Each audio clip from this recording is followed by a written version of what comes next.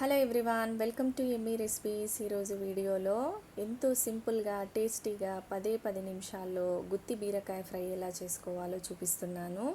ఈ బీరకాయ ఫ్రై కోసం ఎటువంటి మసాలాలు మిక్సీ పట్టే పని లేదు, వేయించే పని లేదు. చాలా సింపుల్గా చేసేసుకునే రెసిపీ. ఒకసారి మీరు కూడా ట్రై చేయండి. టేస్ట్ అయితే చాలా బాగుంది.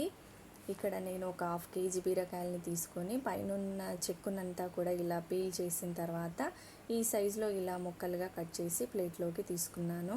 ఇప్పుడు వేరొక ప్లేట్లోకి 1 స్పూన్ కారం, ఒక 1/2 టీ స్పూన్ పసుపు, 1 స్పూన్ సాల్ట్, 1 స్పూన్ ధనియాల పొడి, కొంచెం గరం మసాలా, 1 స్పూన్ ఆమ్చూర్ పౌడర్ వేస్తున్నాను. మీ దగ్గర ఆమ్చూర్ పౌడర్ లేకపోతే నిమ్మరసం వేసుకోవచ్చు.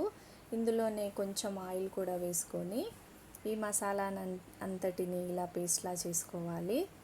ఇప్పుడు కట్ చేసుకున్న ఈ బీరకాయలని మధ్యలోకి ఇలా హాఫ్ వరకు కట్ చేసుకోవాలి.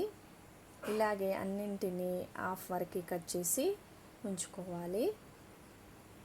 ఇప్పుడు కట్ చేసుకున్న ఈ బీరకాయల్లోకి మనం రెడీ చేసుకున్న ఈ మసాలా పేస్ట్ని ఇలా స్టఫ్ చేసుకోవాలి. కొంచెం కొంచెంగా ఈ మసాలానంతా కూడా ఈ బీరకాయ ముక్కలకి ఇలా పట్టించాలి.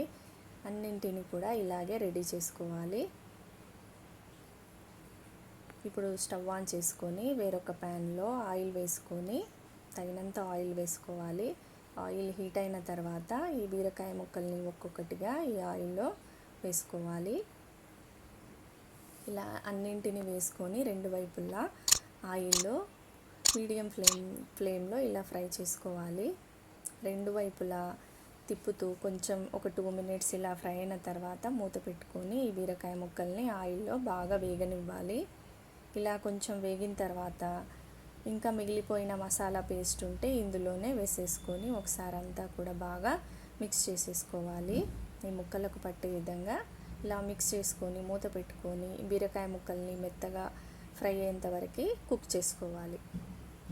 ఇలా మెత్తగా ఫ్రై అయిన తర్వాత ఇందులోకి సన్నగా కట్ చేసుకున్న కొంచెం కొత్తిమీరను కూడా వేసుకొని మరొకసారి రెండు వైపులా తిప్పుకుంటూ మంచిగా ఫ్రై చేసుకోవాలి. మూత పెట్టుకొని ఒక 2 మినిట్స్ ఇలా కుక్ చేసుకున్నామంటే ఎంతో సింపుల్ అండ్ టేస్టీ గుత్తి బీరకాయ ఫ్రై రెడీ అండి. రైస్లోకి రోటీస్లోకి కూడా చాలా బాగుంటుంది. వీడియో కనుక నచ్చినట్టయితే please like, share and subscribe. Thank you for watching.